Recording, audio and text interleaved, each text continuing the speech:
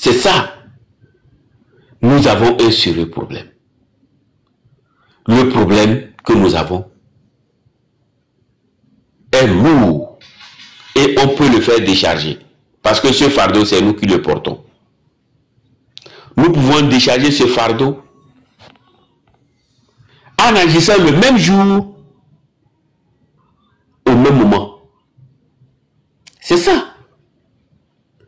Nous avons fait, on a travaillé. Aujourd'hui, les Togolais veulent fuir le pays.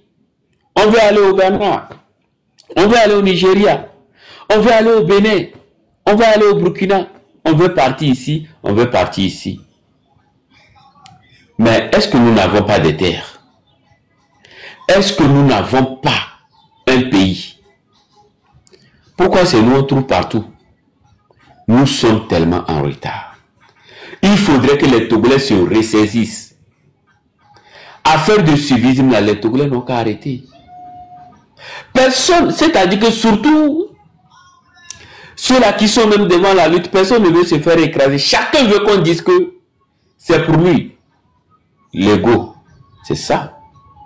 Nous avons des sérieux problèmes. Monsieur Dissoro, vraiment, le Togo fait pitié.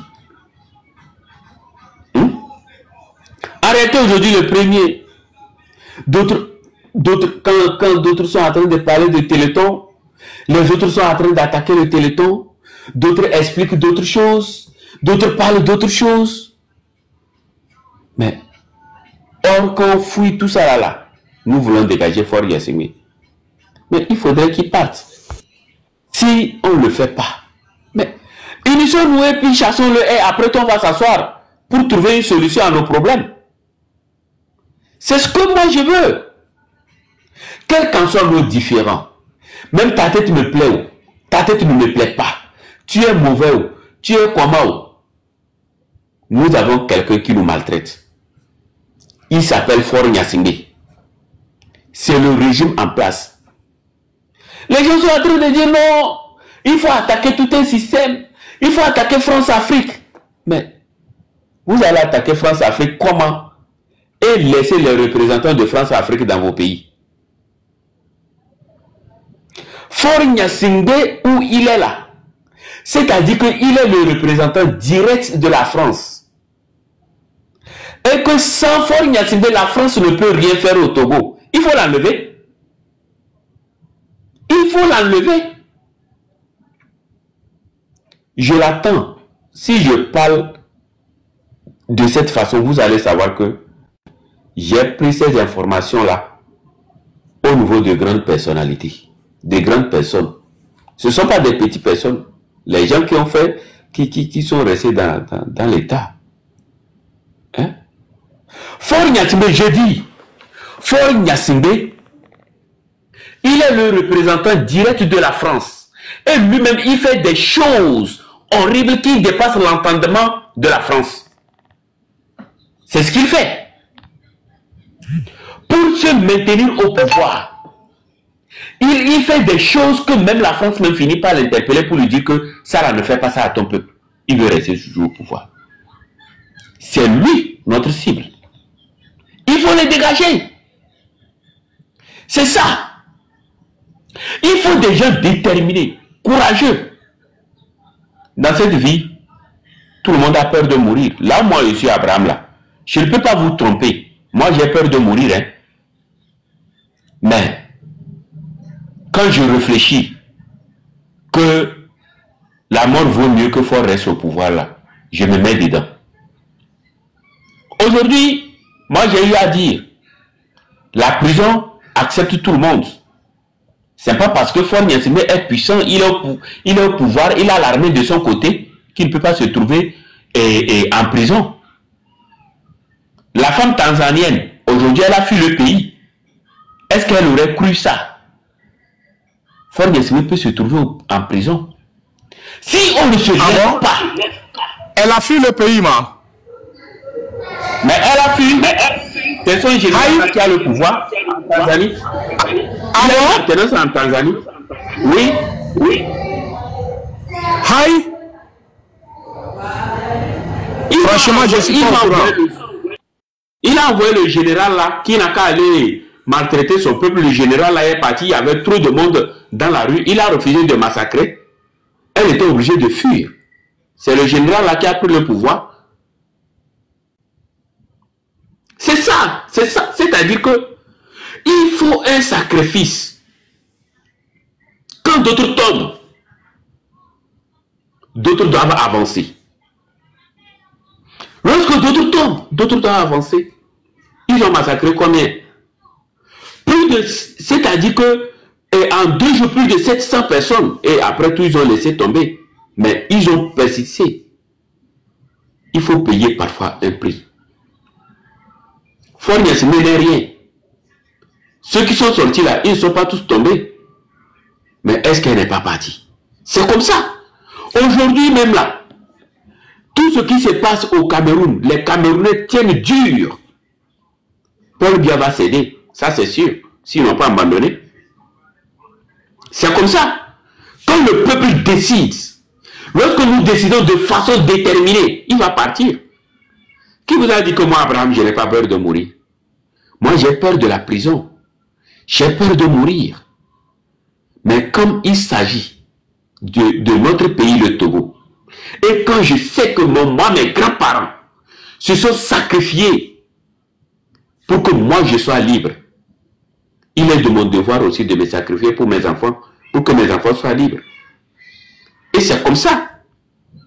Et c'est pas parce que je vais me sacrifier que je vais me donner comme ça. Rien ne prouve que moi, j'ai parti en prison. Rien ne prouve que moi, je peux déjà dans ça. Et rien ne prouve que Fornia Singbe va rester vivant ou bien il ne va pas partir en prison. Tout est par la volonté de Dieu. Mais quand on veut quelque chose, il faudrait qu'on fasse tout possible pour l'obtenir. C'est comme ça. On ne peut pas se laisser influencer par des opinions autrui. Pourquoi? Non. Non. Aujourd'hui, qu'est-ce qui se passe au Togo?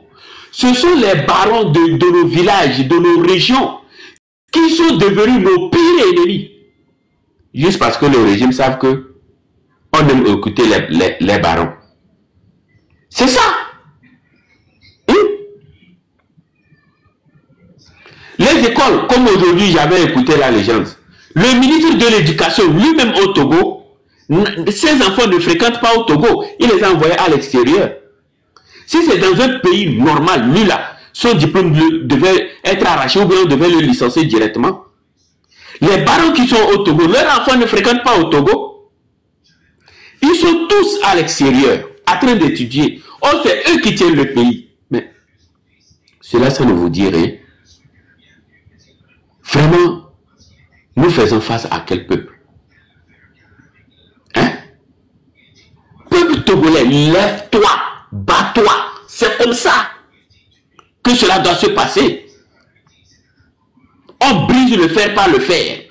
Le feu contre le feu. L'argile comme de l'argile. C'est comme ça. Faut les bannir. On doit les bannir. C'est ça.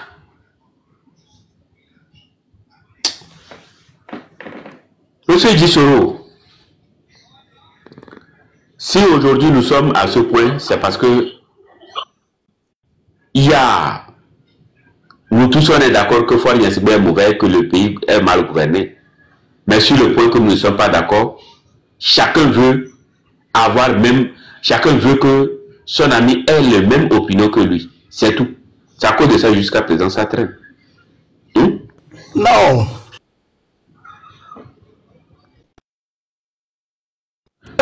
Mon frère Abraham. Non, tu sais, hein, des fois quand on regarde la conception des Togolais, c'est tout civil, et ils ont fait. Hein. Le problème aussi, c'est l'armée togolaise. C'est l'armée togolaise. Elle aussi, elle fait comme si elle ne fait pas partie du Togo, quoi. Sinon, les gens, mais Madagascar, là, ils ont pris combien de temps pour faire la mobilisation, sensibilisation? Madagascar, on dit que c'est 4 personnes, non? 2 qui sont dans la diaspora, 2 qui sont au pays. regardez depuis 90 jusqu'à aujourd'hui. Puisque nous savons que c'est en 1979 que Gnassingbé Kadema a impliqué l'armée togolaise dans la gestion politique du pays. Et depuis là qu'on est en train d'avancer, c'est l'armée togolaise qui bloque aujourd'hui. Même aujourd'hui, quand on est en train de parler là, c'est quelques généraux fainéants qui nous bloquent aujourd'hui. C'est quelques généraux fainéants. Et maintenant, il manque de courage au niveau des autres officiers. C'est le manque de courage. Mais vous pensez qu'un IB comme ça peut venir enlever un lieutenant-colonel au pouvoir? C'est pas un civil, un lieutenant-colonel. Alors, IB n'est même pas encore commandant jusqu'à arriver lieutenant-colonel. Mais IB a fait preuve de courage. Mais il nous faut ça aussi. Depuis 1967 jusqu'à aujourd'hui, le Togo a fait que 2 tentatives de coup d'État. Quand au Burkina Faso, on parle de 8, de Mali, on parle de 10, 7. Nous, on n'est que 2 tentatives. Il n'y a pas de courageux. Et là, leur force, c'est sur le peuple. C'est à eux aussi de changer de mentalité. Puisque nous sommes avec eux sur les réseaux. Nous vivons ensemble à Adjouba là-bas. Où ça ne va pas. Où ça ne va même pas. Donc, vraiment, on doit aussi parler à notre... Bon, on a plusieurs fois parlé à notre armée, bien sûr. Mais on doit continuer toujours. Et à parler à notre armée qui bloque vraiment le développement du pays. Alors que quand tu vois aujourd'hui ce qui se passe au Burkina Faso, c'est l'armée qui est en train de développer le pays. Ce n'est même pas les civils. Quand vous regardez ce qui se passe ici au Gabon, c'est presque pareil. Même en Guinée. C'est presque pareil. Sauf que c'est chez nous qu'on trouve que l'armée même bloque le développement. C'est inadmissible. Alors même qu'ils ont institué même la pauvreté au sein de leurs rangs. Je vous ai parlé des désertions. Comment vous pouvez comprendre qu'en 2021, 321 soldats ont fui l'armée. Ils ont fui l'armée. 2023, 311 ont fui l'armée. 2025 là, 559 ont fui l'armée. Vous trouvez ça normal? Donc quel est le rôle du président maintenant? N'est-ce pas réduire le taux du chômage? Ceux-là qui sont en train de fuir là, c'est parce que ça ne va pas. Sinon au Togo là-bas, quand ils gagnent un emploi dans la fonction publique, tu vas fuir pour aller où? Pour trouver le travail à la fonction publique, c'est déjà difficile. Toi, tu as la chance, tu gagnes encore dans la fonction publique. Et entre-temps, tu fuis. Ça veut dire quoi? Ça veut dire que ça ne va même pas du tout. Donc aujourd'hui, nous avons plus de 2000 soldats togolais qui ont déserté et qui sont dans la nature. Ce qui veut dire que ça ne va pas. Mais on ne peut pas dire que malgré que ça ne va pas, on doit maintenir le président de la République, puisque c'est lui qui est le ministre de la Défense depuis 2009 jusqu'à aujourd'hui. Comment vous pouvez comprendre qu'un soldat qui va aller se faire tuer à Kondouar, on lui paye comme prime de mission 2000 par jour? Monsieur, il peut accepter d'aller mourir pour 2000. Monsieur Achille, vous savez, même quand les militaires togolais allaient en Côte d'Ivoire et au Mali là, ils étaient mieux payés qu'au Togo. Et puis, il y a un problème au sein de l'armée que aujourd'hui, je vais vous dire. Vous savez, en premier lieu, que mes frères Bassar m'excusent, mais en premier lieu, c'est les Bassar qui ont donné le pouvoir à la famille Gnassingbé. Et jusqu'à présent, ils sont responsables. En 2005, le système pouvait changer. Et jusqu'au jour d'aujourd'hui, c'est les Bassar, c'est-à-dire quand on parle des rituels, des sacrifices, là, c'est au niveau de Bassar.